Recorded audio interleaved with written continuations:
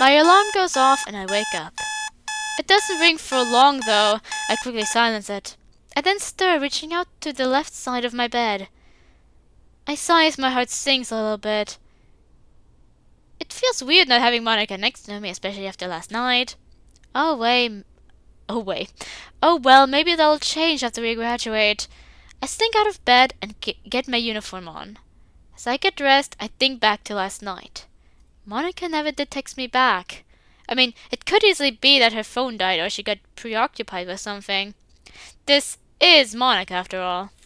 But after yesterday, I am a little worried. I then give myself a smack on the head for being so doubtful. Chances are she'll be over soon. I sluggishly pull my blazer on and grab my bag before heading downstairs. I cook myself a quick breakfast as I wait for Natsuki to get up. As I cook, though, I decide to leave Monica a quick text to let her know I'm awake. Hey, Moni, I'm awake. Text me when you can. I set my phone down on the table and return my focus to my eggs. So then I hear footsteps from the other room. I really know who it is. Morning, Nat. I hear a yawn. Morning! Natsuki ruffles through the fridge to get some milk. As I move my breakfast from pan to plate, I turn to Natsuki. You sure don't want me to cook you anything? Nah, not in the mood for food poisoning. I roll my eyes. All right, suit yourself. I sit at the table with my breakfast and begin to eat. I honestly think my cooking is improving. As I'm eating, though, I notice that my phone still hasn't gone off. I decide to check my texts. It's not even been marked as read yet. I put my phone down. There's still time before she'd usually be here. Again, I need to give her time. I run my hands through my hair. What the hell's up with me? Have I gone paranoid, or am I just making a fuss over nothing? Knowing me, it's more than likely the latter. As I sigh, Natsuki comes to sit at the table with her cereal. There's an air of silence. Eventually, though, Natsuki breaks the silence. Oh, look, I'm sorry if I'm reading too much into this. Are you okay, Jasmine? Like, actually okay. I blank out. Natsuki sounds genuinely concerned. I'm fine. Judging by the look on her face, she doesn't buy my answer. Seriously, Nat, I'm fine. I just didn't get much sleep. Why am I even trying to hide it? I can't even convincingly lie to myself, let alone Natsuki. I heard you crying last night, you know. My head goes light. Should she heard that? No, I chuckle weakly. I wasn't crying. No, Jasmine, you were. I heard it all. You're hurting. I don't want to sound mean, but there's something wrong with you. I really want to help you, but I can't if you won't tell anyone what's going on. I know it's hard to be open about what's going on in your head, but just be honest with me. 'Cause I'm not gonna let this go until you tell me what's going on. So now I've upset Natsuki. Looking out down at the nearly empty plate in front of me, I think of what Natsuki said. I shut my eyes tightly and bite the inside of my lip. I know Monica would probably kill me if I let her family secret slip, but at the same, Natsuki is quite clearly worried about how it's affecting me, and she's also expressed concern for Monica. Plus, she's our friend, let alone she's practically my stepsister at this point. I should be able to trust her. With a heavy sigh, I look up at the word girl in front of me. Do you promise to keep this between us? Unless I get concerned you're gonna do something, then yes. That's good enough for me. I sit up a bit and look her straight in the eye. Remember how Monty stopped by the other night? And how we, you know. She nods, still cautious. Well, after everything that happened yesterday, I'm scared that Monica's dad is going to hurt her if he finds out what we did. Like, more than he already does. Natsuki looks at me in both shock and disbelief. He hurts her. Mostly it's emotional abuse, but there's a part of me that thinks it's more than that. My voice chokes a bit. I mean, he already beats up her mom, so it wouldn't bloody surprise me. Natsuki gasps. He does what? I nod, my lips slightly quivering as tears start to brim my eyelids. I feel like there's nothing I can do. I would call the police, but even then, how could I prove anything? For fuck's sake, her dad already hates me enough. God only knows what happened to me if they couldn't prove what he's been doing. Jesus. My hands are trembling at this point. I look down at my plate. It looks like some of my tears have mixed with what's left of my eggs. I can't even do a thing to protect the woman I love. Jasmine, if you're trying to suggest that what's happening with Monica is your fault, then stop. I can't explain why her dad's the way he is, but you can't blame yourself. I fall silent once more.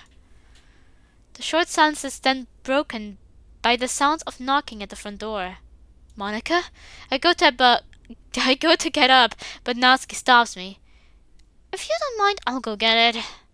We'll talk about this later. I want to protest, but I feel like that would only cause more problems.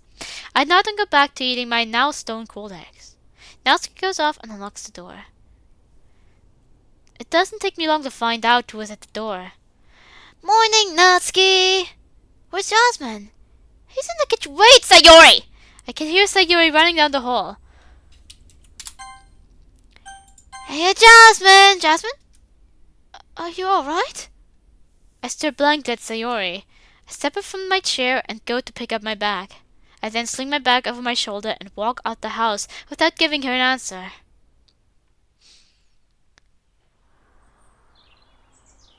Classes drag on, but eventually the bell rang out for lunch.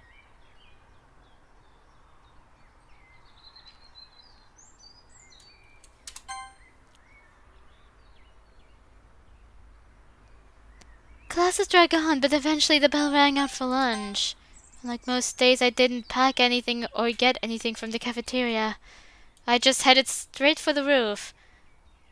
Natsuki did offer me to join me, but I just told her I needed some time to myself. I find myself staring out towards the skyline. The silence is comforting yet oddly lonely. I'd usually be up here with Monica. Okay, I finally found out who it is. We would usually either chat about our day or our dreams for the future or just suddenly find comfort in each other. But I can't do that without her. And even if I could, the only thoughts of her I'm having right now are whether or not she's okay. I've been worried sick about her before, of course, but this is more than just simply being worried. It feels like there's a weight yanking against my heart, just about ready to rip it out. I checked my phone for quite possibly the millionth time today. Still no text back. I ring her again.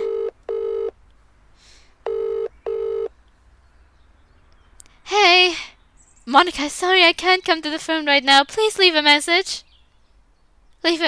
Sorry, I can't come to the phone right now. Leave a message.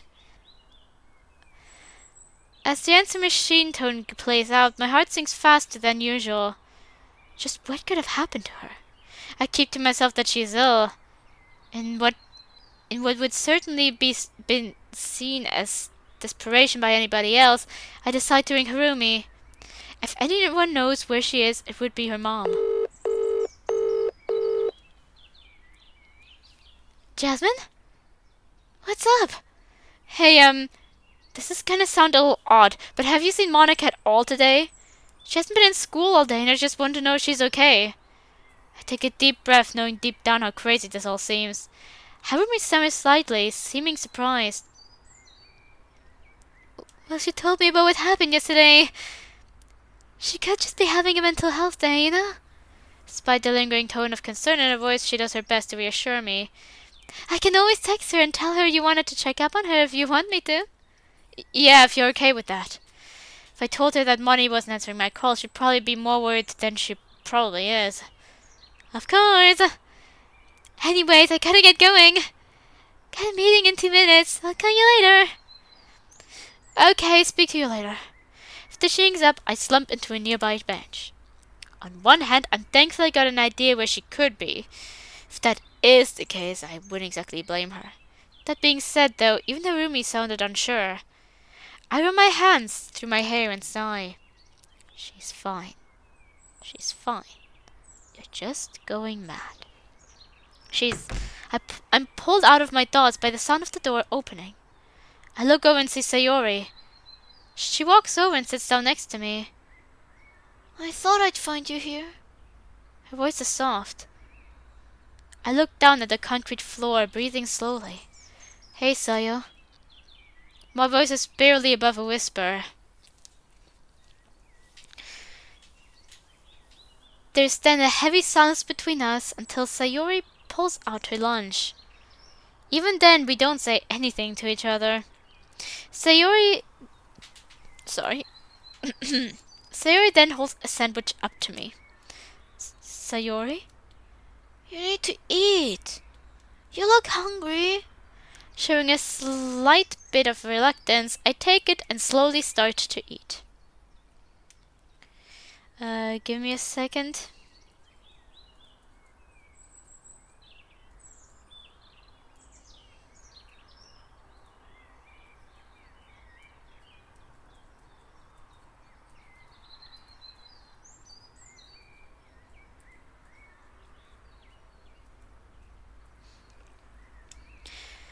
In all fairness, I don't feel too hungry, but it was nice of her to offer me something.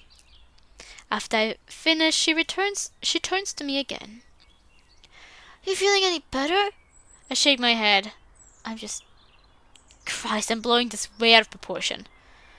Maybe Moni's just ill. Although that doesn't really explain why she's not trying to get in touch. Unless her phone's broken, but I don't know about that one. I nod. Maybe.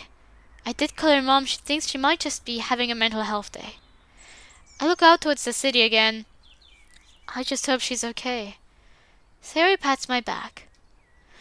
Hey, I'm sure she is. And she's probably hoping her sweetheart's okay. And want to believe that, Sayori, I really do. But I can't shake this feeling that something's wrong. Suddenly the bell rings. I guess it's our cue. Sayori and I start to walk back down. Time for the day to drag again. The school day finally finishes, and once again I find myself in the club room. To be honest, I'm surprised we're here. It's been 15 minutes since today's meeting started, and none of us have said a word to each other since we came in. So it's fitting with a small eraser at her front desk. Natsuki's rereading a volume of Buffet Girls. Yuri's reading on her own. And here I am, just staring out the window, longing for the club's missing piece. I can't explain why, but it feels like that with Monica absent, the entire group dynamic seems to have been thrown off completely. If you took out any of the club members, the club would be a completely different club.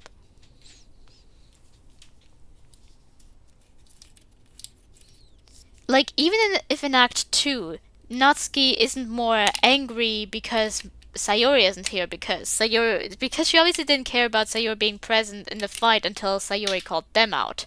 So her simple presence does not call Natsuki more. But they were still clearly much more demotivated and not as close as they were with Sayori.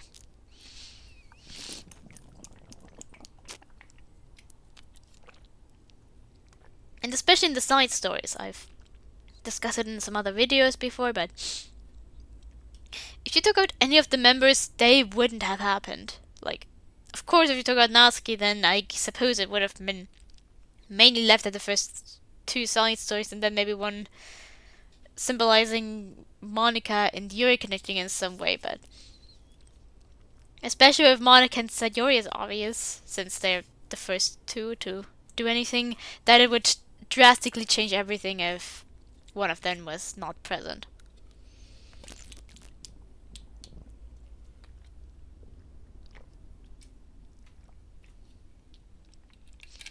I look away from the window and pull out my phone, immediately going to my photo gallery. Finding myself flicking through the several photos of me and Moni, I smile for what feels like the first time today. There's just something about those eyes paired with her smile. Something ethereal about her beauty. I sigh lightly, causing Yuri to look in my direction for a moment. After another couple of moments of silence, Sayori gets our attention. Okay, everyone. I'm thinking it might be a good idea to end today's meeting earlier than usual. We all look blankly at Sayori for a moment before we collect our stuff. As vice president, she needs to step in right now.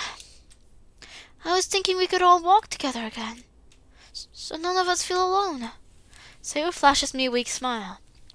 I look down to avert her gaze, causing her smile to falter. We silently agree to Sayori's request and walk out the club room. Most of the walk back is silent, aside from some occasional small talk between the girls. As for me, I trail behind the trio, my eyes mostly focused on the pavement. Yu is the first to break from the group, followed by Sayori. As Natsuki locks the door, my phone starts to ring. I rush to take it out of my pocket, still holding out for it being Monica. I look at the screen, sigh a little, and answer almost immediately. Hey, Mom. Hey, hon. Are you and Natsuki back home yet? Yeah, we just got back. Why? Well, Mom and I are gonna be back a little early today, mainly because him and Natsuki go back to theirs tonight.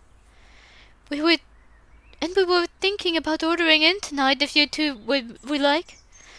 Well, that's certainly a bit of an upper. I mean, I'm up for it. I'll just check with the gremlin.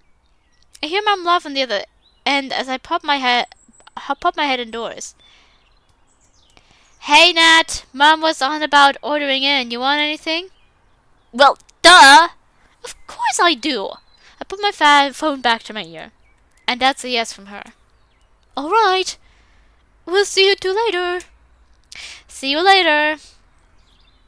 Tell Monica said hi. Will do, yeah. I quickly hang up before Mom can notice any change in my tone. I then head back inside to get changed. Mom and Mamoru came back, and around an hour or so after Natsuki and I came back, they ended up ordering Chinese food. During the wait, I decided to try ring Monica again, in hopes I'll at least hear something back. Alas, there's no change. As I lay my phone on the side, I spot Natsuki in the corner of my eye. Still nothing? I shake my head. Nothing. Damn. I don't know if I'm just being paranoid, but I'm worried, Nat. I really am. To be honest, considering what you told me this morning, I don't blame you for being like this. Like, I'm concerned too. Not just for her, though, for you as well. Damn, am I getting that bad? Nah, don't waste your energy on me. Natsuki scowls. Are you Natsuki stops herself from raising her voice. She gets close up to me and lowers her voice. Are you listening to yourself right now? You can't say that. Sorry. The pair of us then hear someone else come into the kitchen. I don't know how to do male voices. Everything okay in here? It's only Mamoru. Yeah. Everything's fine. He raises an eyebrow. Are you sure, Jasmine? You look really pale. I wave my hand dismissively. Yeah, I'm fine. It's just a stressful day at school. Natsuki glares at me for my blatant dishonesty. If you say so. Even Mamoru doesn't seem to fall for my bluff, just trying to make his voice lower in an attempt to do something. He simply gets a glass of water and leaves. Once again, Natsuki's voice is low, but it still carries her usual punch. Did you really need to lie to him? I stay silent. No, I shouldn't have lied. At the same time, I don't really fancy explaining how messed up my head is for a second time. I'll tell them when I'm ready. Natsuki is hesitant for a moment, but she eventually nods. Just promise me you're gonna be okay. I sigh regretfully. I look down at the kitchen counter. I can't promise anything, but I'll try. Natsuki nods as she wipes her eyes. Sorry if it sounds like I'm being pissy with you. I do care, you know. I know, Nat. I can't imagine how hard it's for you, but I'll be here for you. Okay. She smiles warmly at me and I smile back. Okay. There's then a knock at the front door. It doesn't take Mamoru too long to answer it. The four sit in the living room to eat. Despite the four of us all being here, the room is almost silent. If it wasn't for the sounds emitting from the TV or the sounds of utensils against plates, it would be deathly quiet. I don't eat much. It's kind of hard to focus on eating when it feels like there's a raging hurricane inside my head. I know it's far from having to keep dwelling on something like this, but at the same time, I can't help but think. Multiple scenarios play out in my head that I'm powerless to stop. However, I keep telling myself that I'm overreacting. She's fine. Her phone's probably just busted. She's probably missing you just as much. Probably not to the extent where it's driving her mad, but still. Eventually, Mom rests a hand on my shoulder. Jasmine, are you alright? You've barely touched your eyes. I slightly turn my head to look at her. I nod weakly. Yeah. Yeah, I'm fine. Mom gives me the same look that Natsuki did. You've been like this since we got back. I've noticed you getting quite distant a few times now. But it just... I don't know, it feels different somehow. No, you've got it all wrong. I'm okay, seriously. I look down at the floor. Now I'm lying to my own damn mother, of all people. I really do need help, don't I? As soon as I look back up, I see everyone looking at me with varying yet similar levels of concern. Now she's having a hard time keeping in everything I've told her. Jasmine, if something happened, you can tell us. We're your family, remember?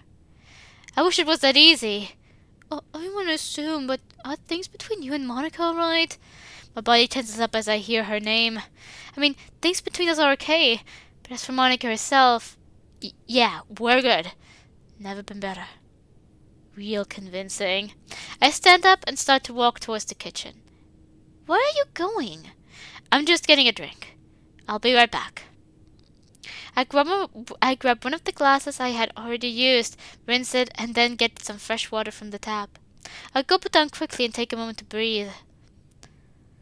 I rest my hand on my chest. My heart's racing. I take slow breaths to help my heartbeat slow down. I'm nearly able to get my heart beating regularly, but the sudden ringing of my phone sends my heart back into overdrive. It's like something out of a damn slasher movie.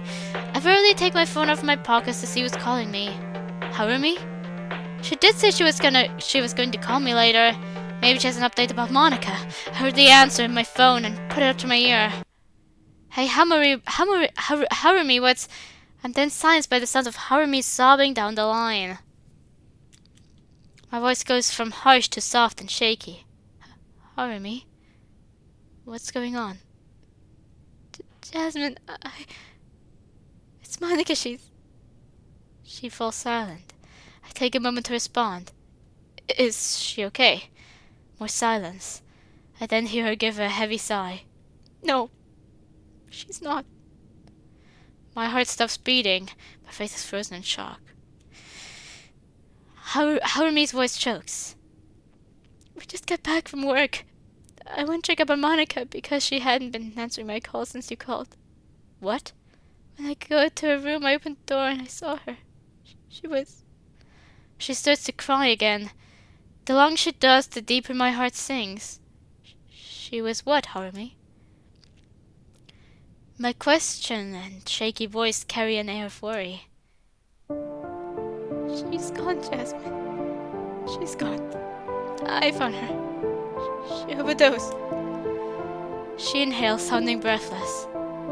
And from what the first responders told us, she may have done it this morning. Maybe even last night. There wasn't anything they could have done. I stay silent. I can't even begin to progress what I had just heard. All that time I'd spent trying to call her this morning. And she was already dead? And the last time I heard her voice was a fucking answer machine? No. My breath becomes shaky as I try to find the words to say, but I can't find them. I so desperately want to call her bluff, but why would Harumi lie about this? Hell, who would? I'm so sorry, Jasmine. I didn't know how else to tell you. Harumi? I struggle to find the words to say. I'm sorry too, I can't. I choke on my voice. Harumi stifles another sob over the line. I then overhear a second voice, one more abrasive and gruff. Daisuke. Harumi then nervously mutters something. Rather shyly I speak up. What's going on? Sorry, Jasmine. I'll call you later. Harumi, wait, She hangs up before I can even finish. I put my phone aside before running my hands over my face and through my hair, trying as hard as I can to keep it together. But that's proving itself to be difficult, as the only thought running through my head is... I didn't even get to say goodbye. I mumbled that to myself as I tapped the kitchen counter with my fingers. My lip cursed as tears continued to form in my eyes. I didn't get to. I turned my head to see Mum just walking in, quite possibly overhearing my end of the conversation with Harumi. After all, I wasn't exactly quiet about it. Jasmine. Her voice is cautious as she looks at the state I'm in. I look away and shake my head. That was Moni's mother. She found Monica. I fall silent and lock eyes with Mom. Open my mouth, but words fail to come out. Only a whimper. I then turn from her and start walking out the kitchen. Mom does try to stop me, but it proves no use. I head towards the front door, only stopping by the shoe rack to get my trainers. As I'm getting them on, I hear some quiet footsteps approaching me. Not long after, a small voice sheepishly pipes up behind me. Jasmine? What are you doing? Nothing. My dry, quickened tone doesn't help my case. Certainly doesn't look like nothing. Despite that sentence carrying a resemblance of Natsuki's usual snark, her delivery is a lot more concerned. There's silence between us as I tie my laces. After I'm finished, I stand straight and grab my jacket from the coat pegs. Natsuki grabs my arm gently and I look back at her with a blank, drained expression. Her expression is one of curiosity and worry. Please, Jasmine. You can't talk to me, you know? I'm silent. How the hell could I even start to describe what happened? I clutched at my jacket, my hands starting to tremble. I'm fine, Nat. I'm fine. Well, you certainly don't sound fine. Jasmine, please, just Natsuki. I'm fine. My tone disagrees with my words, no matter the stern facade I attempt to show. By the look in her eyes, I can tell not scared. I look away from her as I hurriedly pull my jacket on. As I turn towards the door, I am once again greeted by Natsuki, this time looking more assertive. Could you move that? I don't have time for this. I need to get out of here. I need to get to Moni's. I'm not budging! Not until you tell me what's going on. I told you I'm fine. Something just came up at Monica's place. So if you could please move. With my voice becoming increasingly more strained and desperate, I reach out for the door handle, only for Natsuki to grip my wrist before I can grab a hold of the handle. No, you're not fine! For Christ's sake, you're paler than a bloody ghost! Natsuki, get out of my way! I try to barge past her, but Natsuki holds me back. Again, for someone of her stature, she's quite strong. I eventually relent in frustration. As I do, though, Natsuki's expression softens. Wait, what happened at Monica's? My voice quickly trails off as everything falls silent. The reality of the situation becomes increasingly more and more apparent to me. Monica's gone. She's not on holiday.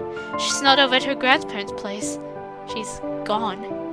My heart starts to beat faster and faster and faster until it feels like my entire body feels like it's going to abruptly shut down. My head starts to feel light. My hands become far more shaky and clammy. Jasmine! Natsuki starts to timidly approach me, voice blasted all over her eyes. The closer she gets, though, the more I step back. Eventually, I find myself backed up against the wall. Once more, tears have started to form in the corners of my eyes. Nat takes a step back and averts her gaze, the only look on her face softening once again. The look, nothing only. Perhaps deep down she knows exactly what I'm about to say. It's Monica. She's gone. I choke at my voice, falling silent once more. At this point, I can now feel the coolness of my own tears slowly inching their way down my cheeks. As much as I want to refuse that this is real, I can't bring myself to deny it. I slide down the wall until I'm sat on the ground, knees up and my arms still tightly around me. I look towards the ground as I hear Mom and Mama reproach. I can't bear to look anyone in the eye. I mute as the tears start to fall faster. Anything they attempt to say is lost on me. I can't focus. Eventually, in a dry, shaken and broken voice, I speak. Monica's gone. It's a fact that I know will haunt me. My cries begin to take over. She's gone! And she's never coming back. I clench my eyes as I bury my head in my arms, completely breaking down. The sounds of footsteps rushing towards me become blurred as my mind spirals out of control. Also, my sobbing starts to verge on screaming. I tried to fill my mind with the time modding that I shared, but the fact I'll never be able to see her again keeps forcing itself into the forefront of my head. I already know about the first time she'd considered this, but never in a million years did I think she would go through with it. And I can only find myself asking why. What was going on back home that made her think this was her one and only option? Why didn't I notice anything wrong with her sooner? I keep to myself that there is some way I could have prevented this. But how could I if I was completely oblivious to just how much she was suffering? And now I'm on my own. Now I'll never get to hold her in my arms again. All my dreams and hopes for the future, I can just chuck them away now. She's gone. She's never coming back. And worst of all, I never even got the chance to say goodbye.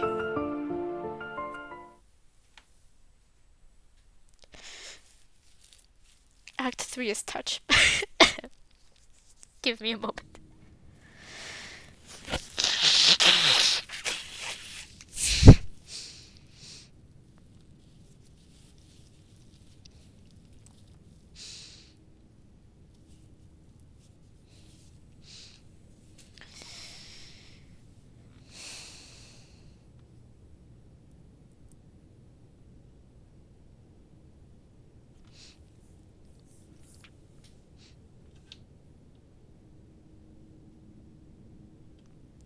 Yeah, that was a pretty painful thought when we lost our friend to suicide. That and many others. Also related to the fact that a lot of us walked. We broke down the door to it, to him, to whatever.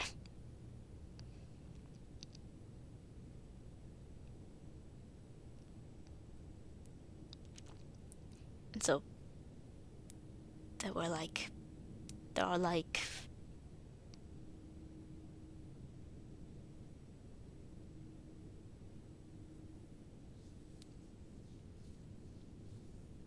a lot of thoughts related to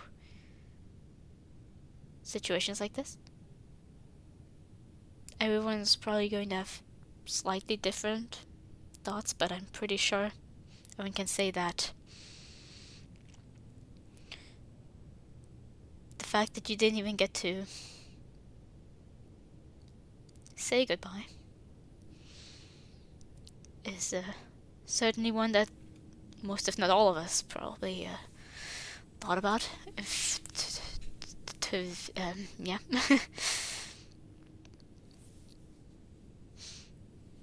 Amongst a few others.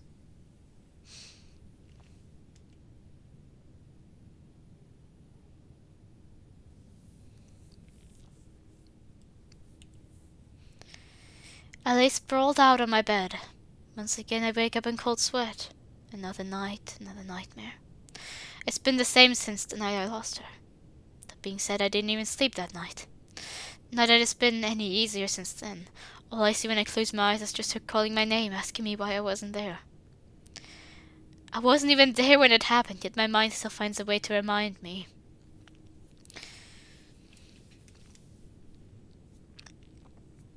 Well, my nightmares are at least mostly, like, not demeaning towards me. Although what I find sucks the most are, like, I started to have sleep paralysis. And my sleep paralysis demon is just a dead body, so there's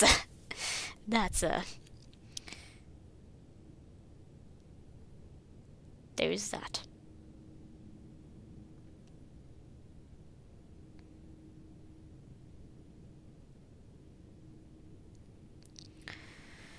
But at least it's never, like, ever been really mean to us.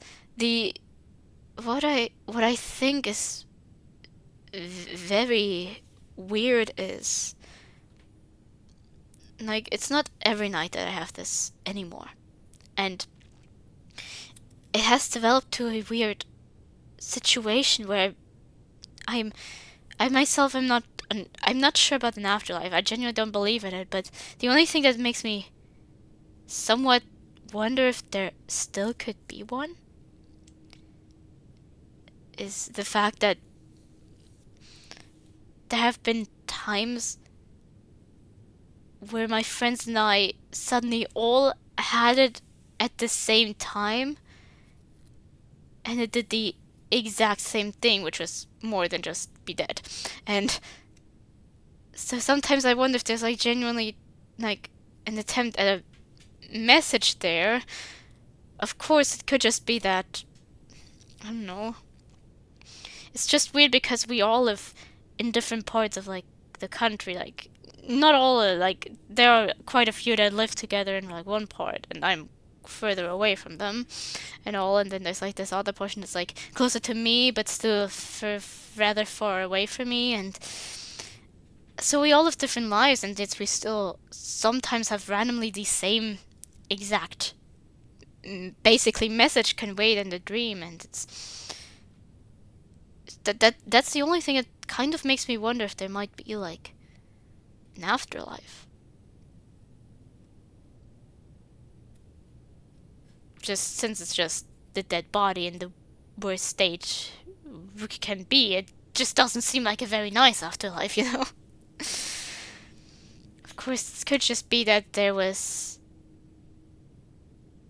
something that for some reason, it could just be coincidence. Of course, especially since these messages aren't anything like complicated, like predicting the future or something. So it could still be like all just coincidence, but sometimes it still makes me wonder.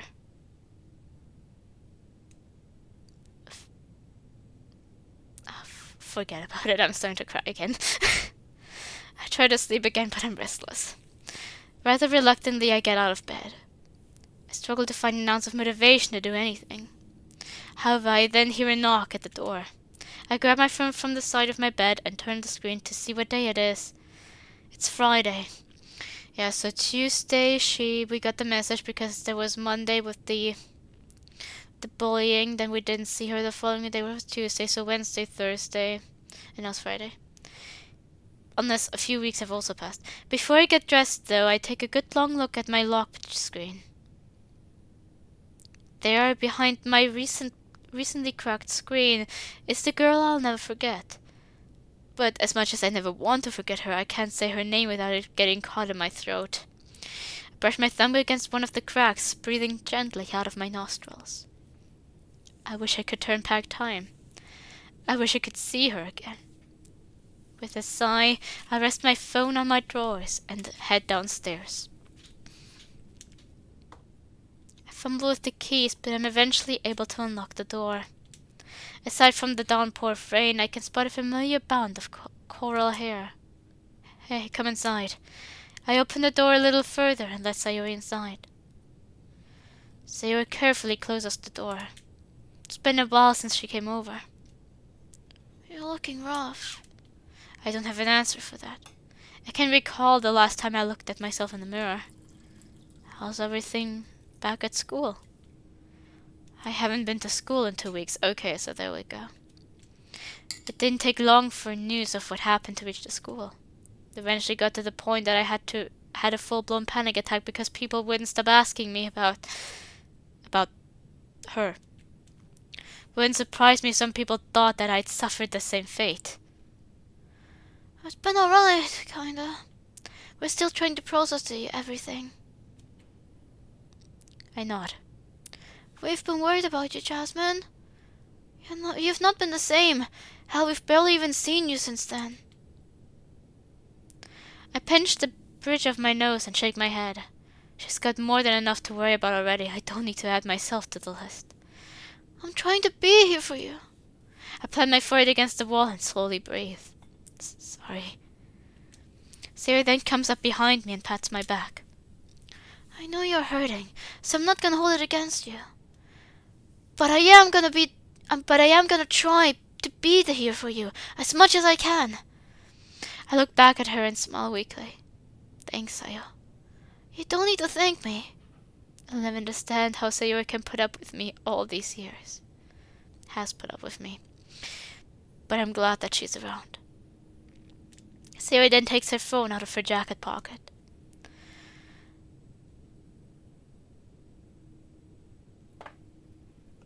I know I only just got here, but I gotta get going. Alright, Sayori. If you want, I can always come over after school to keep you company until my parents get back. Of course, if you want me to. I mean, with tomorrow being the day of the funeral, I could do with all the company I need. Yeah, I'd like that. I'll see you later then? I force a smile. Yeah, see you then. Sayori beams before leaving. As soon as she leaves, though, I find myself alone again. Alone with my thoughts. Maybe I can use this time to get some writing done. I might not be currently going to school, but I am still part of a literature club. Let alone one that was run by my girlfriend. It's really the least I can do. I don't want to let her down again now, do I?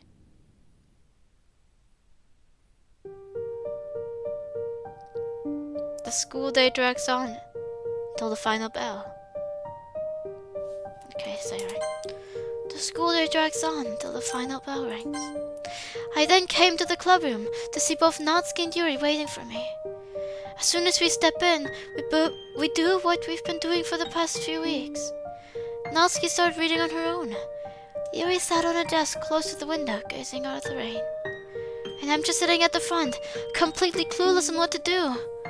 I did consider putting the club on an indefinite hiatus, not long after I found out about what happened to Monica. But I personally felt that keeping the club going would be what she would have preferred. She always wanted the club to continue after we were gone. It would be a bit disservice. It would be a bit of disservice if we were to abandon what we all had worked so hard for. Still though, we're broken that she's gone. We all are. And at the same time, we're all concerned about what Jasmine might do. Natsuki can still hear his screams from the day. Natsuki for a time thought she had something to do with it. Eventually though, Natsuki told her everything that Jasmine had told her. And I'm really worried that he might completely snap. I desperately want to give him the benefit of the doubt and say he'll recover, but I can't be sure, especially with tomorrow looming. Figuring I should at least keep myself active, I go to see if either of the girls want to talk.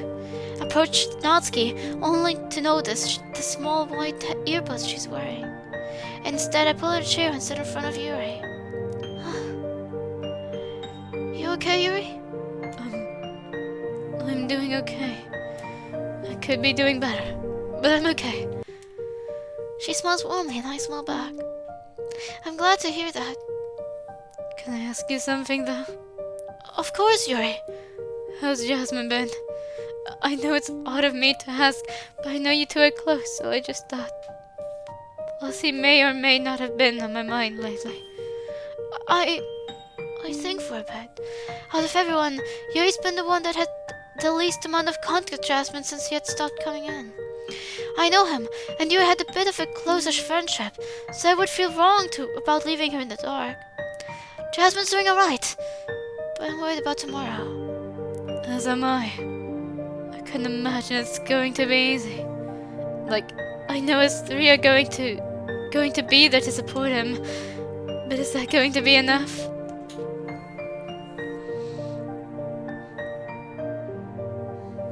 Being able to say goodbyes was actually pretty helpful for me, so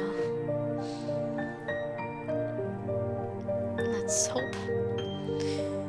Yuri looks out the window once more. I reach out and rest a hand on her wrist. He said he was on your mind, right? She nods. I know it's not the right time to ask, but do you still like him? Like, you know, in that way? She goes crimson. I rest a hand on her shoulder. I'm going to sound selfish. I quickly look towards Natsuki. She's still reading and listening to her music. I then look back to face Yuri. Yuri, this is just between us.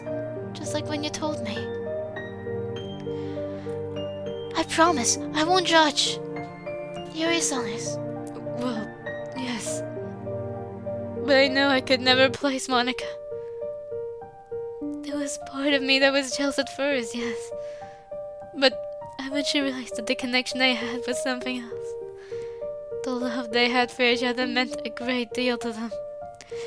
It's weird to see that sort of connection come naturally, like it did with them. She thinks for a moment. I know I could never replace what they had, let alone replace it. And even if I could, I wouldn't want to. But I still want to see him happy. When you think about things like these, like romantic things, I don't think a person can ever be replaced. Like, there's just nothing you can do to replace a person. Like, even if you have a similar close friendship to someone else, it's still gonna be a similar person, so even if they were to start a romantic relationship, it wouldn't be replacing Monica, although it's definitely far too soon after that.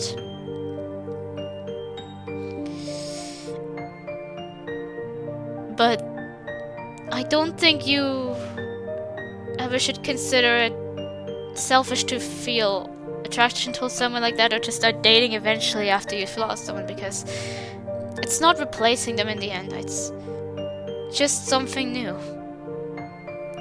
It just takes time to be ready for something new, I'm sure, in a romantic situation like this, for example.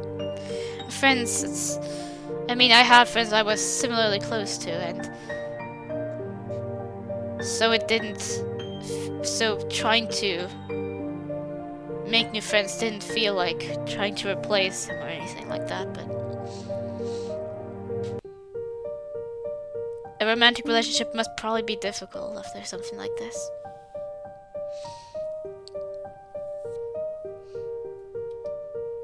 It's what Monica would have wanted. It is. I give you a teary-eyed smile. It is, yeah. It is. It's what we all want. I get up and start to walk back to the front desk. How about 8, and hear a knock at the door. That's odd. We don't usually get visitors. It's open! The door clicks open. Ryuji and Kao silently walk in. I've seen Kao around a few times, mostly because Monica was in the council with her. As for Ryuji, I've really only seen him around either Jasmine or Kao. I can't really say I know him all that much. Hey, so you wouldn't have seen Jasmine lately, have you? I saw him this morning. I don't know if he's on about coming back into school anytime soon, though. Why do you ask? Ryuji regretfully sighs. It's probably best if Kao explains. I turn to her. I know it might seem sudden, probably even a bit much. But the student council and myself are working with the school to hold a memorial for Monica. We've been planning it since last week. And we were wondering if Jasmine wanted to say a few things. My mouth partially hangs open. In the corner of my eye I see Yuri looking over at us.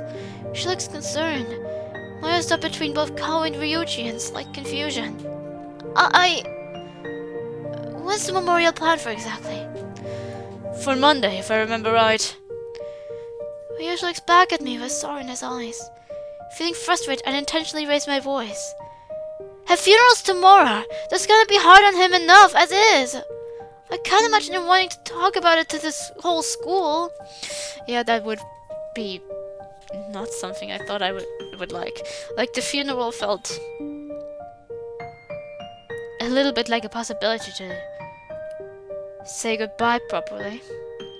But the memorial at school, and you have to say something to the whole school, no. No. I then lower my voice.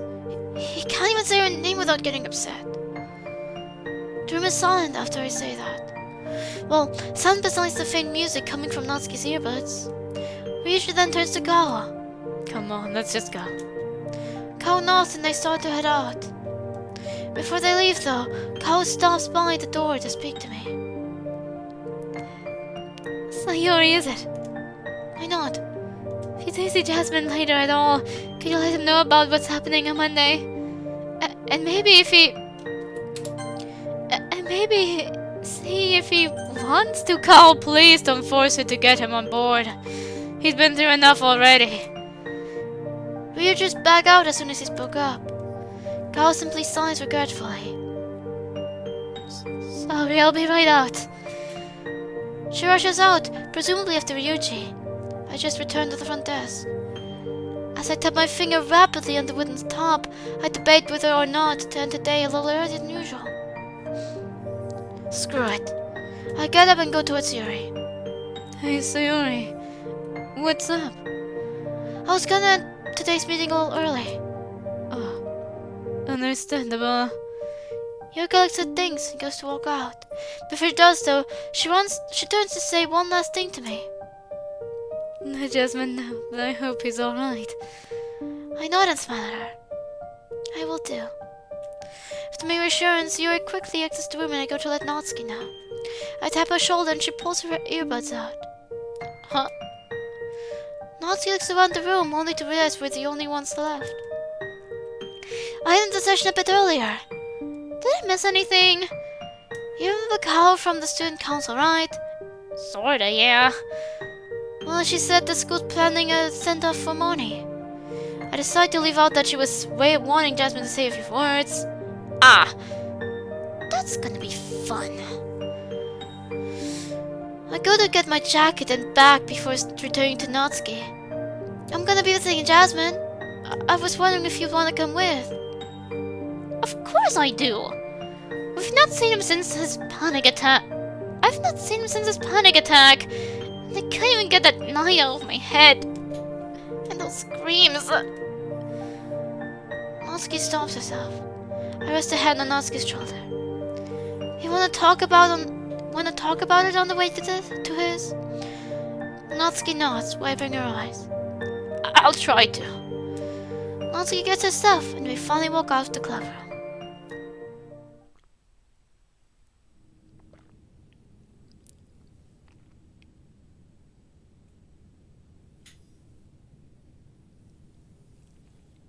I wake up on my desk. I must have dozed off again. I checked the time. It's 5 to 4 in the afternoon. They should be about to finish at the club right about now. The club? Guess I should prepare for Sayori's visit. Sluggishly, I get up from my desk chair and head to the bathroom. I quickly splash my face with a bit of warm water. After drying myself, I look at myself in the mirror. Christ, Sayori wasn't kidding. I do look rough. I run my hand over my mouth, my slowly developing stubble brushing against my fingers and palm. As I do, my thoughts take hold of me. Why are you still here? There's nothing left here for you. You're just dragging everyone else down with you. I close my eyes tightly to attempt to block out the voices.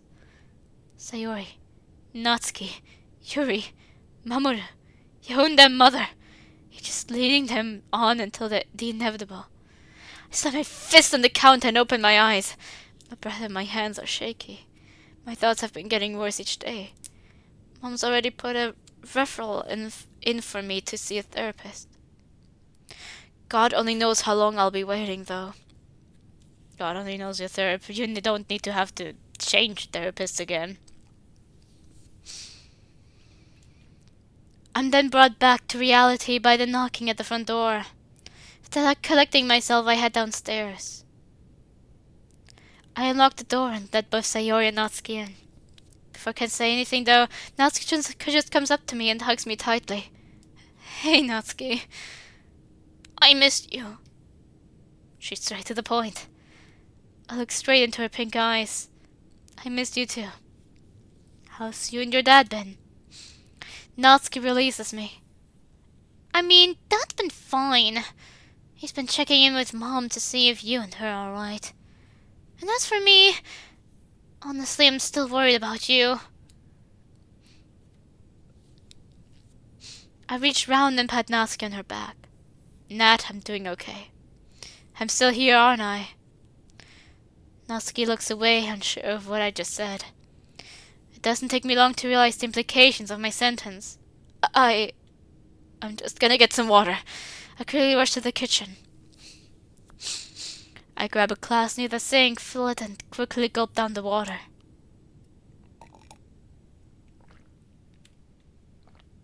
Once again, my breathing is shaky. I've gone from overthinking everything I say to speaking without even taking a single second to process it. Fucking terrific.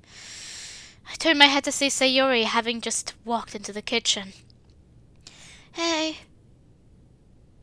I smile weakly. Hey, how are you? You know me. Same old, same old. Yuri also wanted to say hi and hopes you're okay. I mean, I wouldn't say that I am 100% okay, but I'm fine. I attempt to smile again. Besides, I'll see Yuri tomorrow. At the funeral... At the... I struggle to even say that last part without choking up. The last funeral I went to was my biological dad's. Even then, that was 7 years ago. And now, tomorrow, I have to go to Money. Tears started to trickle out of my eyes. I end up covering my face with my hand and having a light cry to myself. So he rushes over and wraps my arm around me. That only causes me to cry more. I mean, crying can be healthy. I found it to be a better coping mechanism for me than laughing. I used to have like a laughing mechanism to cope. Laughing coping mechanism, or at least I tried to have it, but it simply wasn't one that really worked for me. I still do it sometimes, just suddenly burst out laughing, usually when I get myself physically hurt. But it just never really did any good for me. So I tried to speak, but my voice is strained. Why am I like this? I just want to hold her again. I just wish I could hear her voice and tell how much I love her again. I want to feel her warmth again. I knelt her in my arms and almost fall to my knees as a result. I just want her back, Sayori. I just want her back! My last sentence comes out as a strained whimper. Probably a bit different then. Even now I can't bring myself to say the name that's been on the tip of my tongue for what feels like forever now. I can hear Natsuki coming into the room. It doesn't take her long to join Sayori in holding me.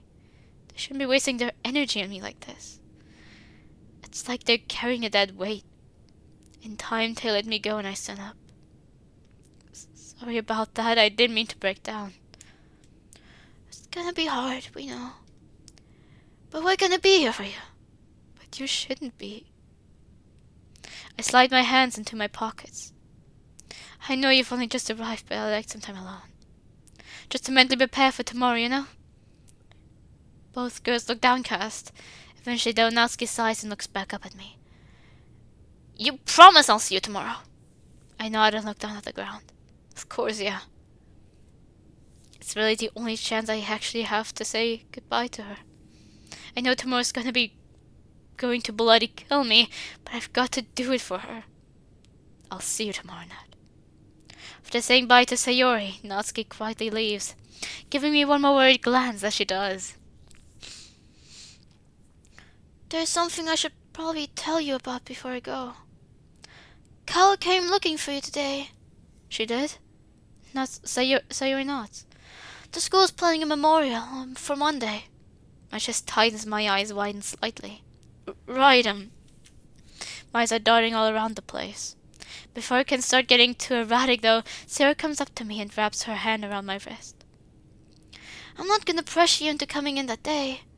I just thought it'd be best to let you know. Sarah then gives my wrist a gentle squeeze. However, despite Sarah's intentions, I wince a little. Jasmine? They'll heal. Jasmine, we talked about you doing this. Sayori, they'll heal, okay? My voice almost breaks. I started only a few days after she passed and it's already become a crutch. Just go, Sayo. I'll be fine. Sayo takes a step away from me and looks away. There's a silence between us. I can't imagine what she could possibly be thinking right now. Disappointment? Possibly frustration? Something else? Who knows at this point? It's not like I could exactly blame her anyway. I'll see you tomorrow, Jasmine. She leaves without another word.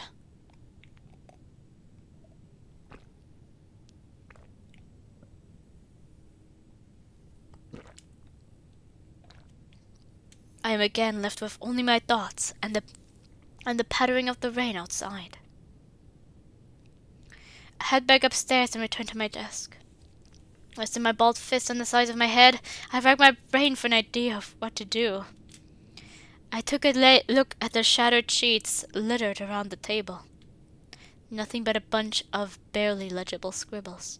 I breathe slowly as I lever my hands into the table. I then grab hold of a loose sheet of paper and my pen. Breathing slowly, I begin to write.